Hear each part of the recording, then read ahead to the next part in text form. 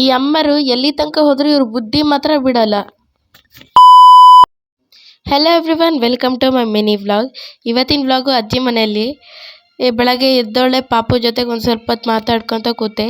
ಒಳ್ಳೆ ಮಳೆ ಬರ್ತಾಯಿತ್ತು. ನಮ್ಮ ಅಜ್ಜಿ ಮನೆ ಸುತ್ತಮುತ್ತ ಮನೆ ಇಲ್ಲದೆ ಇರೋ ಕಾರಣ ಸುತ್ತ ಪೂರ್ತಿ ಗಿಡ ಮರ ಇರೋದ್ರಿಂದ ಬೆಳಗ್ಗೆ ಎದ್ದ ತಕ್ಷಣ ಏನೋ ಒಂಥರ ಸಮಾಧಾನ.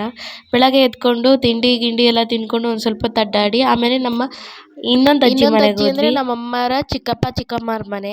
ಇವ್ರ ಮನೇನೂ ಅಷ್ಟೇ. ಇಲ್ಲಿಗೆ ಬಂದುಬಿಟ್ರೆ ಒಂಥರ ರಾಯಲ್ ಟ್ರೀಟ್ಮೆಂಟು. ನಾನು ಹುಟ್ಟಿದಾಗಲಿಂದ ಸಿಕ್ಕಾಪಟ್ಟೆ ನಮ್ಮ ಅಜ್ಜಿ ಮನೆ ಬಿಟ್ಟರೆ ಇವ್ರ ಮನೆಯೇ ಅಷ್ಟು ಹಚ್ಕೊಂಡಿರೋದು. ಏನೋ ಇಲ್ಲಿ ಬಂದರೆ ಏನೋ ಒಂಥರ ಖುಷಿ. ಆಮೇಲೆ ನಮ್ಮ ಚಿಕ್ಕಿ ಅವರೆಲ್ಲ ಇನ್ನೂ ಸಣ್ಣ ಸಣ್ಣ ಏಜವರಾ, ಹಾಗಾಗಿ ಅವ್ರ ಜೊತೆಗೆಲ್ಲ ಜಾಸ್ತಿ ಇರೋಕ್ಕೆ ಇಷ್ಟಪಡ್ತೀನಿ. ಈ ನಮ್ಮ ಅಮ್ಮರು ಹೋದಲ್ ಕಡೆ ಎಲ್ಲ ಸುಮ್ಮನೆ ಬರ್ತಾರೆ. ಇದ್ದವು ಗಿಡನೂ ಹೊತ್ಕೊಂಡು ನಮ್ಮ ಕೈಗೆ ಹೊರ್ಸ್ಕೊಂಡು ನಮಗೊಂಚೂರು ಗೋಳು ಕೊಟ್ಟು